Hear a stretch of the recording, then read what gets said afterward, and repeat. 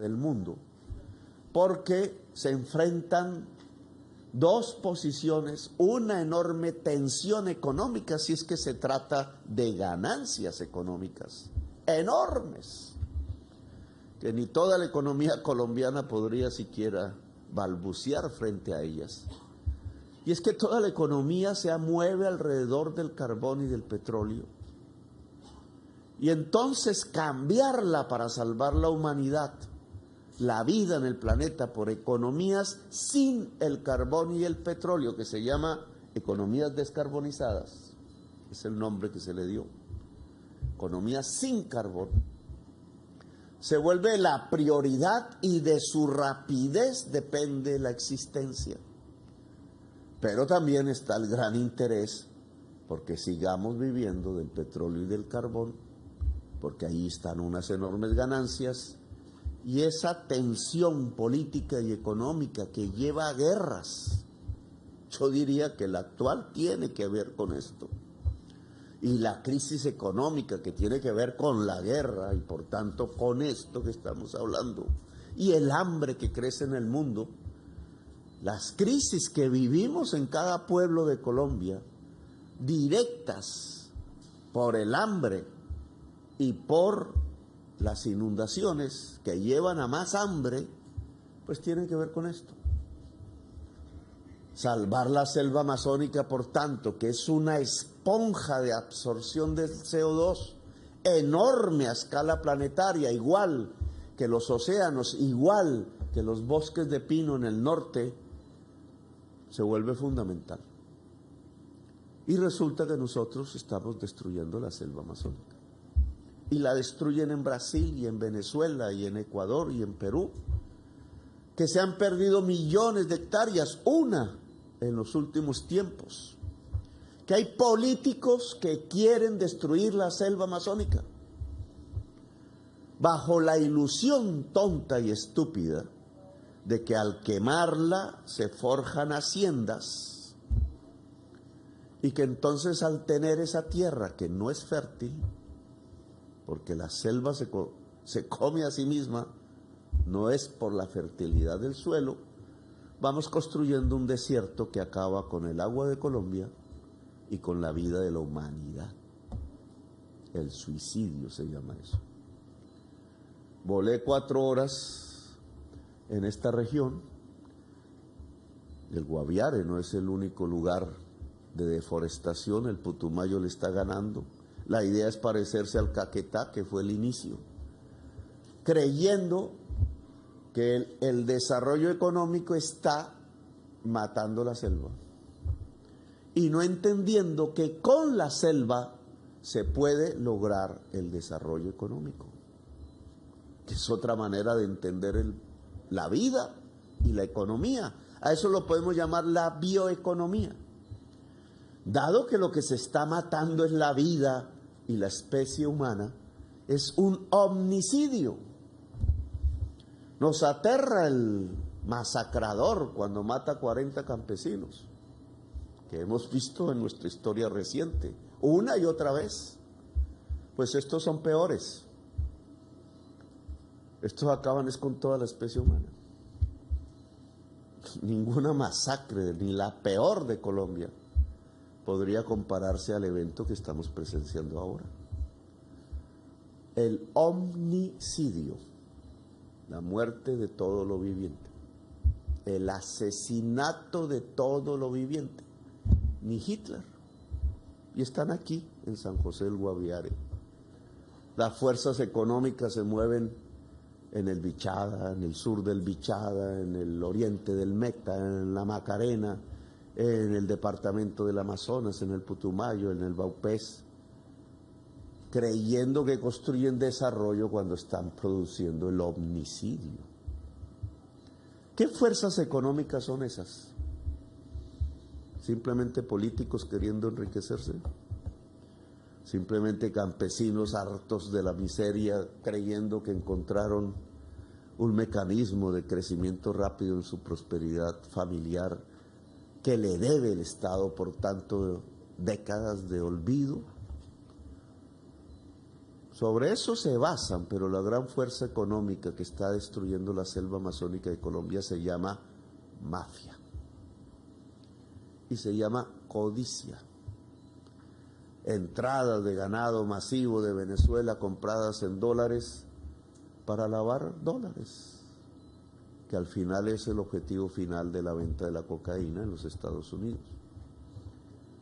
Y esa maquinaria está acabando con la seguridad humana.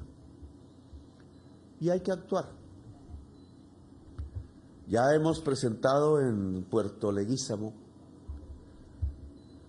un plan que hay que volver realidad ya en estas semanas. Debe comenzar el 1 de enero.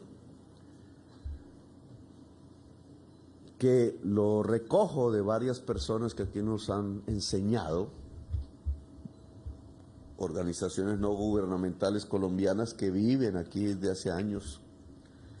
La que me acompañó en el viaje de 4 horas hasta Chiribiquete y el recorrido por toda la zona del Guaviare para ver de primera mano el problema, que a través de su experiencia nos han aconsejado ciertos temas que hemos recogido y hemos aterrizado en el Estado colombiano tal como es. Y de allí ha surgido un plan. Crear un fondo para la selva amazónica abierto al mundo, pero financiado sustancialmente y en primer lugar por nuestros propios recursos, por los impuestos de los colombianos. Una cuantía que tiene que tener 600.000 millones el año entrante. El año entrante, entonces, a partir de esa partida, se debe convocar COMPES, CONFIS para crear vigencias futuras por 20 años, que mantengan con el valor del peso del año entrante esos mismos 600.000 millones todos los años del presupuesto nacional hasta 20 años. ¿Con qué objetivo? Con el objetivo de pagarle a las familias del Guaviare, a las familias del Putumayo, del Amazonas, del Caquetá, del Baupés y del sur del Bichada, de Guainía, conservar la selva. 2-3 millones de pesos mensuales para no tocar la selva. Y allí donde esté el potrero ya, dejar crecer la selva, en ese 1.000.000 de hectáreas que ya evaporaron. Recuperar la frontera natural de la selva. Vivir de eso. Incluso con la creación de una figura que tiene que hacerse por ley, que es la concesión familiar hereditaria. Nuestra intención es conceder títulos que no pueden ser de propiedad, sino de concesión, dado que la selva es un baldío nacional llena de vida, hereditaria, para que los ciclos vitales de crecimiento de árboles, que van más allá incluso de la vida humana, puedan darse y pueda haber un sostenimiento sostenible económico, además del flujo del dinero del Fondo Amazónico, de la misma selva a través de la bioeconomía. Hay 2.000 productos investigados utilizables. Si después de las elecciones del domingo en Brasil podemos lograr unos acuerdos de este tipo y de investigación de la bioeconomía de la selva, yo estoy convencido que entre el fondo que proponemos, que estaría abierto al mundo para que pueda ser mayor, que si se extiende a los otros países podría ser fundamental, una exportación colombiana de política pública, podríamos perfectamente con el desarrollo científico y la bioeconomía lograr que la selva amazónica no sea mirada como maleza, sino como el pilar fundamental de la vida y como el pilar fundamental del desarrollo de la región. Esa es la propuesta hacia los seres humanos que habitan la Amazonía, desde el gobierno nacional, que incluye una parte de la sustitución de cultivos de hoja de coca que están ubicados en la selva amazónica. Lo mismo funciona para aquel aquella familia que cultiva hoja de coca como única posibilidad de sobrevivencia, porque ya no se trataría de cómo se sustituye por un difícil cultivo diferente que no es agroindustrial y pierde en competencia, que no tiene el mercado asegurado y en cambio la hoja de coca sí. El narcotraficante es el idema de hoy, que quitó el gobierno, un gobierno colombiano hace tiempos, quitándole la seguridad al campesinado. Y ahora es el narcotráfico el que presenta esa seguridad, pero exclusivamente en la hoja de coca. ¿Cómo se compite si no se compran las cosechas, si no se agroindustrializa, si las distancias vuelven caros los productos, la dificultad del transporte? Bueno, aquí ya hay una idea concreta. Se puede sustituir por la selva misma y se paga. Y se cumplen dos objetivos fundamentales, o tres: la vida de la familia campesina y su prosperidad, la disminución de cultivos de hoja de coca con la violencia que traen, y salvar la selva para salvar la vida de la humanidad. El otro aspecto es la maquinaria, no los seres humanos, los instrumentos para que esto se vuelva eficaz. Y aquí ya tenemos dos máquinas. Yo le voy a cambiar el nombre, que les vamos a llamar las guacamayas. Y las vamos a pintar de guacamayas, general. La flota de las guacamayas es una especie como de reivindicación humana del hábitat de las guacamayas hermosas que está extinguiéndose. Entonces ahora vienen las guacamayas por lo suyo, a apagar incendios fundamentalmente, a saber cómo se apagan todos esos incendios producidos por el ser humano o naturales, cuidar la población que está en la selva amazónica, en la salud, en su propia seguridad vital, mirar el desarrollo y la evolución de la selva. Hay un enorme peligro, y es que si se eleva un poco más la temperatura promedio del planeta, la selva se puede quemar ella misma, botando todo ese CO2 acumulado en la madera viva hoy a la atmósfera. Ahí llegamos al punto de no retorno. Ahí no hay nada que hacer más en la humanidad.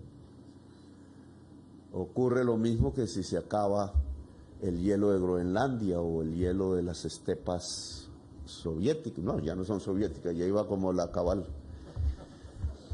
Rusas hoy. O si se acaba, eso se llama el permafrost en el Canadá. Sale el metano acumulado por centenares de miles de años y no hay forma ya de devolver el problema. La especie humana queda viviendo la desgracia de su propio final, o, como dice la ciencia ficción, cambiando su estilo de vida por algo que ya no es propiamente lo humano. Entonces, este paso que damos aquí, tanto el de Puerto Leguísimo como ahora en San José del Guaviare, que complementa con la ayuda de Estados Unidos, a mí me parece fundamental. Es un cambio de política para ambos gobiernos.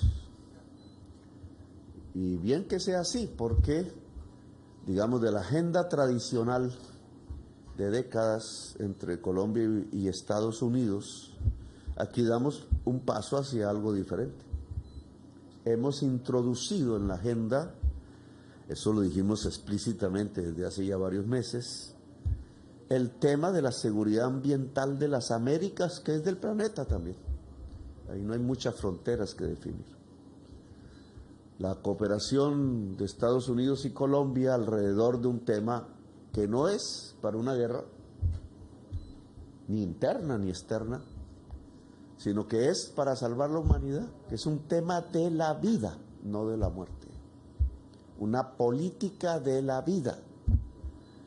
En esto habría que profundizar, señor embajador, porque yo sí creo que este es el camino que hay que aprender, porque todas las cosas nuevas se van desaprendiendo.